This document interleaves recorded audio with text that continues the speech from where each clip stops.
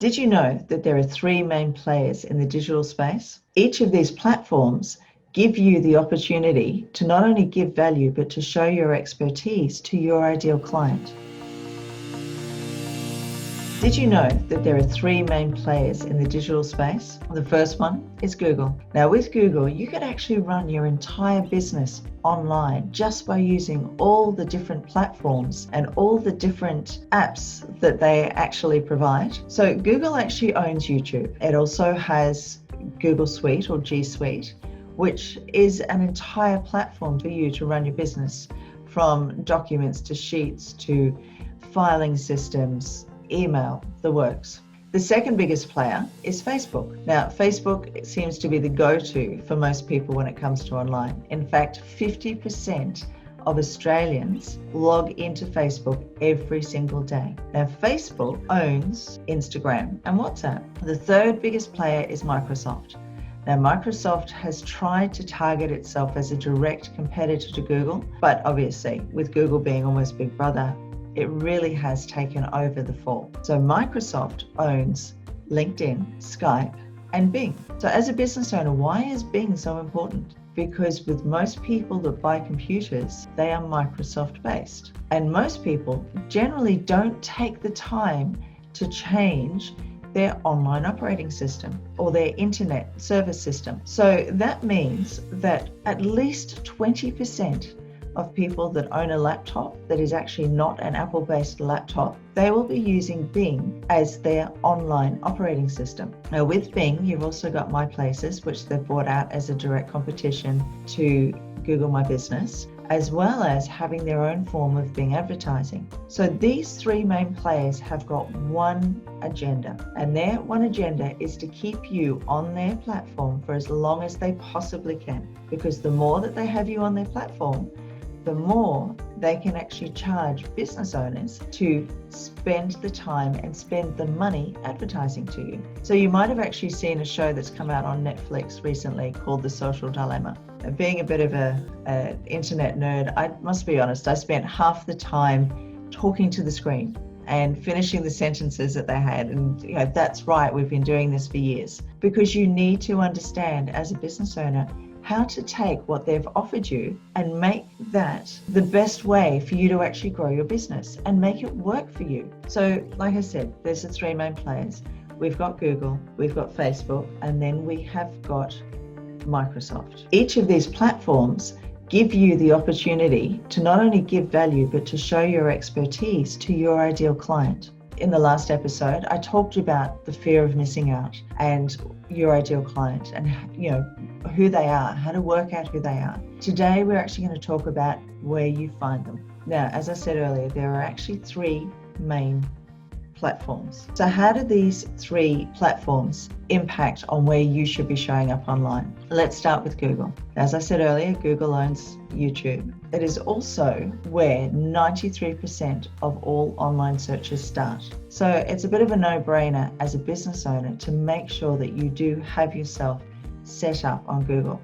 And one of the fastest and at the moment free ways of doing that is to actually set up a Google My Business account. Now, I've done videos and trainings on Google My Business. So if you're not too sure what that is, I do recommend that you go and have a look at Google My Business to get it set up. But it's one of the best ways that you can, at no cost to you, get your business online. And it's quite ironic that for Google being the largest digital platform that there is, to actually get your business registered if you don't have a landline is to actually have a card sent out to you in the post. So unless you can actually show them a shop front, or you can actually get them to phone you via a landline to give you a code, you have to apply and they will actually send a card in the mail. And I did a post a little while ago when I did become a Google specialist, and I got this beautiful glass plaque that was sent via snail mail. And I find it so ironic that the world's largest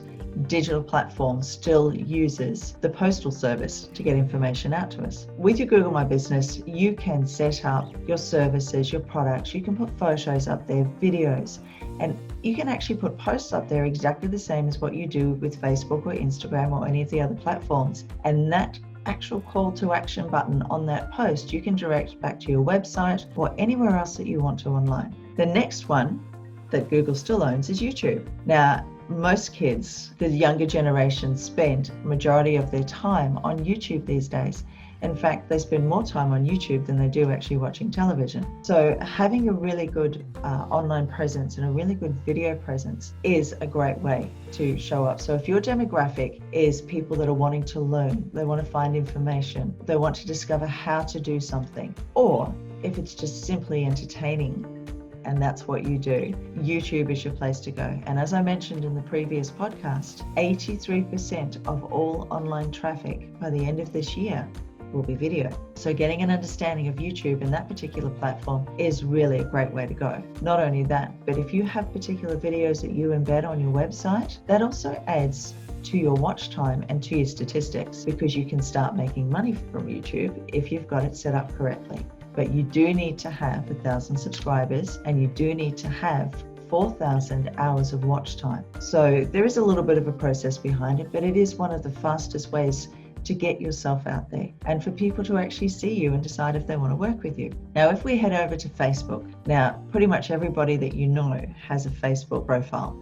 And as I said earlier, 50% of Australians log in every single day on Facebook. The general demographic these days is mid-20s to mid-40s, although the older generations are coming in now. The younger ones have disappeared and they've head off to Instagram and Snapchat and TikTok. But Facebook for most businesses is one of the best ways of setting up a company page so that people can actually find you and find out exactly what it is that you do and how you help people.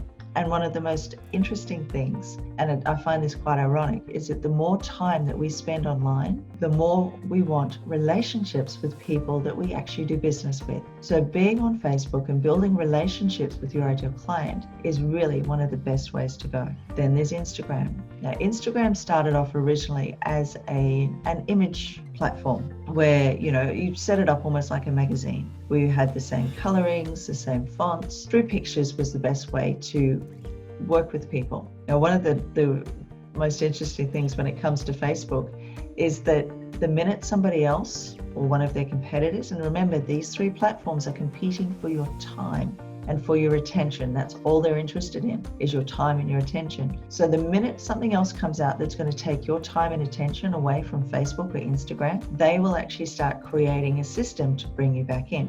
When COVID hit, everybody was using Zoom. So Facebook created meeting rooms so people could actually go in, connect with their fellow workers and operate that way. When TikTok arrived, Instagram has now launched Reels, which is a basic TikTok based platform. So on Instagram, you go in just like you do in stories, you create a 15-second video, and because it is something new that they've launched, they will actually promote that above anything else that's out there. So that's a bit of a tip when anything happens when it comes to Facebook or Instagram. The minute something new comes out, get on it, start understanding how it works and start practicing with it, because that means you're going to get more reach, because they are going to promote their latest tools above anything else. The next one after that is Microsoft. Now, Microsoft owns, as I said, LinkedIn, Skype, and Bing. LinkedIn has a really, really interesting payment system. So the way that they've got it set up, they're not reliant so much on advertising as what Google and Facebook are, because what they do is they get business owners to actually pay a monthly fee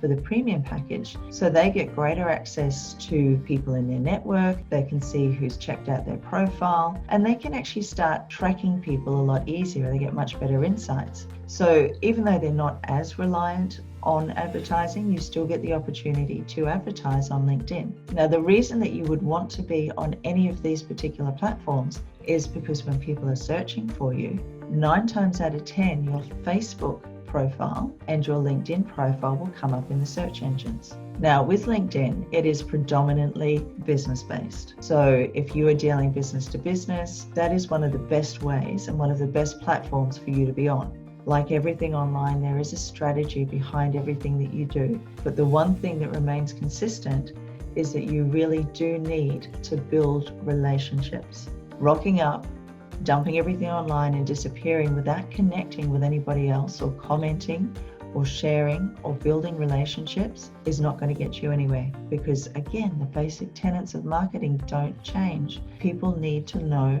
like, and trust you before they will give you your money. So once you know exactly who your ideal client is, that gives you a much better understanding of where you should be online. Now, there is another particular player online called Pinterest, which is a search engine again in itself. So if your ideal client is a woman between the ages of 25 to even 60, you need to be on Pinterest. Because believe it or not, the average woman, and Pinterest generally has a demographic of about 75% female. So the average woman, when she gets onto Pinterest, she will spend 2 hours creating boards, whether it's, getting recipes, designing her house, figuring out what to do. But there are so many different boards and things that the average woman spends 2 hours on Pinterest every single time she gets on there. So if that is your demographic, having a look at Pinterest, because it's one of the great ways of actually driving people back to your website. And interestingly enough, I had a client who was a builder. It was a franchise system, and they had franchises up and down the eastern seaboard of Australia.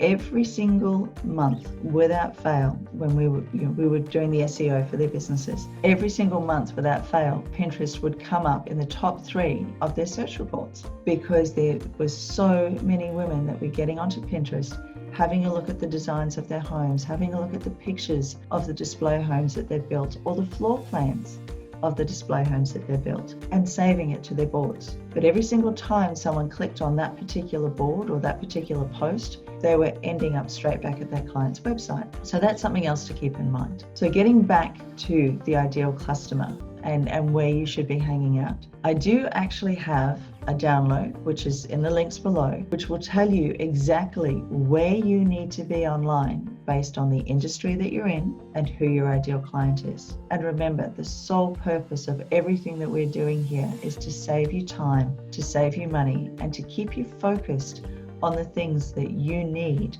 to help you grow your business online. So that's all for today. I hope that has been of some value to you. And like I said, we have a download if you want to find out where you need to be for your industry and your ideal client. And I look forward to you joining me next time.